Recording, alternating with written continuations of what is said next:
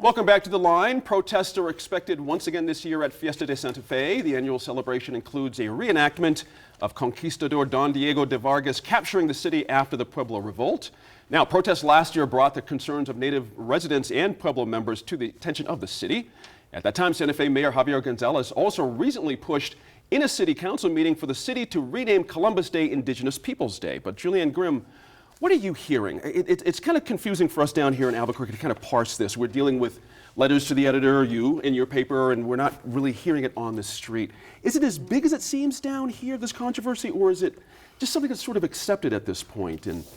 I mean, I think that there are some very real concerns about the way that the language of fiestas makes people feel. Yeah. You know, and I think there's certainly a place in our community, and there's a desire in our community to, you know, remember that sort of story. It's kind of like Santa Fe's creation myth, you know, that de Vargas came in and there was this peaceful reconquest, which everyone knows is it's not a real accurate way to depict what happened. Right. But I think what's significant that maybe some people miss when they just pop into Santa Fe for like a Friday afternoon to check out some dancing or get a chicharron burrito on the plaza, is that for, you know, Catholic folk who are fairly religious, you know, observant Catholics, they begin fiestas a week before those parties happen on Friday. There's mass every morning. They're trying to honor the fact that, you know, they perceived de Vargas as this faithful man who made a promise to the Virgin Mary that he would, you know, not have as much bloodshed as maybe he could have. So I think there's a lot of nuance to the celebration. How much of it is postmodern revisionist all stuff? Of it. All of it, okay. You know, right. Fiestas really traces back to like the early, to like 1911, you know, the contemporary celebration. So we're not talking about 400 years of continuous fiesta that's been evolving with all of the tricultural, which is also a myth in Santa Fe. And so really, fiestas is a good time for the community to gather. I think that the City Hall kind of botched the response. You've got folks who are coming out and protesting and saying, hey, the language is wrong here. Having the Indian princess trail behind or in front of the fiesta court, it's not cool in this day and age. Let's look at how we can make this more representative of our community. And City Hall really did nothing for a year. And then they had a private meeting where the Mayor Gonzalez, invited leaders from native tribes and pueblos all over the state. So he's meeting in private at a luncheon. There's no media there. We hear about it after the fact. They spent more than $1,000 to have this nice little lunch and drink iced tea and talk about whatever they talked about. And then we get this proclamation. And you know, to the people I talk to, that's not really cutting it. Right. That's my sense of it as well when I hear folks talk about it. Janice, pick up on that too. You know, there's a lot of moving parts here emotionally to deal with. It's interesting. Well, I think so. And so let's talk about economic development beginning in 1911. Okay. And I don't know quite where to separate this, but there is now Spanish market, and I think that's a more recent development. Then there's the Indian market. Then there's the Zobra, which is a different celebration. And now we have Santa Fe Fiesta. None of which are particularly accurate depictions of anything, but are they valuable community events, and are they economically viable? And I don't know, because they kind of go bang, bang, bang, tough on the community. I don't know about the money part, but there is a conflict and a piece that is our history, even beginning with our flag, which is absolutely taken from the Spanish. Represented and, you know, pulling in the indigenous with the Zia Sun. And so will we always have this conflict? One of the really nifty things about serving in the legislature was when, and I'm sorry what the group is called, that the conquistadors come in and they bring the flag, and the bishop usually comes and prays. You know, those are all very cool things. Is it historically accurate? I don't have any belief that it was ever meant to be historically accurate. It's supposed to be a snapshot of little bits and pieces. But I understand that if it's not, that if your story is not being told, that it could give you angst. Go, please. I just want to jump in and say that Indian market and Spanish market are both really about artisans selling their work.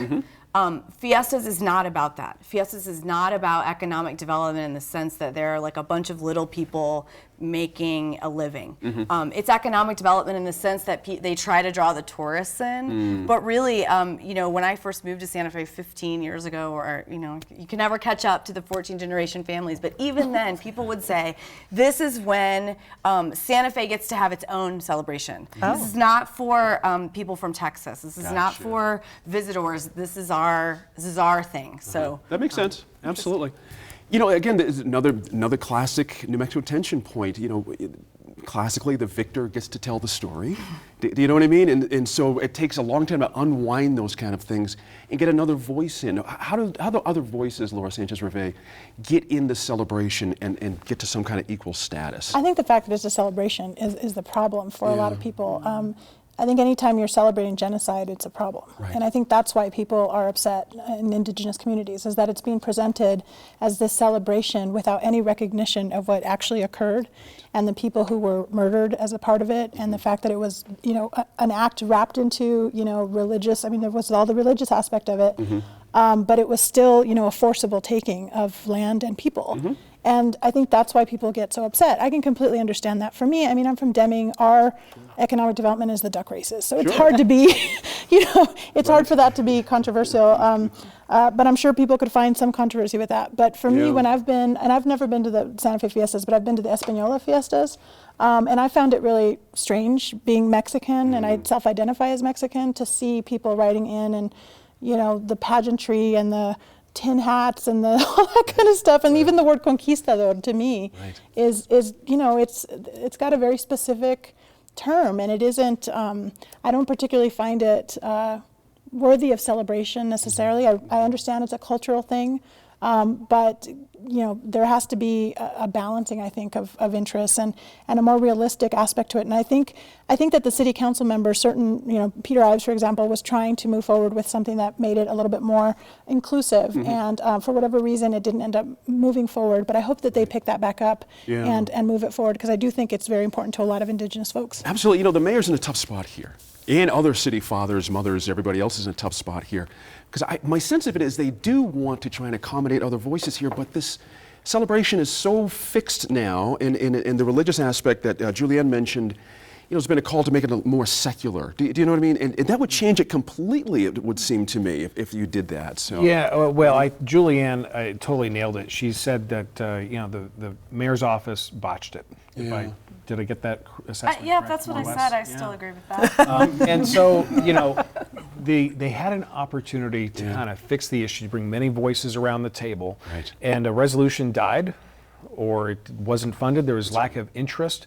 Well, things just don't die in city council wherever you are because of lack of interest, because it means that it just wasn't supported by the person who brought the issue in. And I think that he missed a great opportunity. The Mayor Gonzalez missed a great opportunity to bring voices around the table and just to address, to reach that detente on the procession.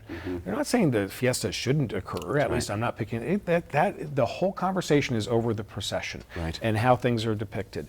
And I think the indigenous peoples have a great argument from the perspective of how they represented their perspective last year. And I think that the city of Santa Fe should be prepared, because since they basically mushroomed them, they said, you know what, we're not really going to listen to your concerns. They should be all full prepared for what's going to happen this year. They deserve everything they get. There's going to be protests. What can you say? Now, when we come back to the line, we discuss proposed ballot initiatives here in Albuquerque.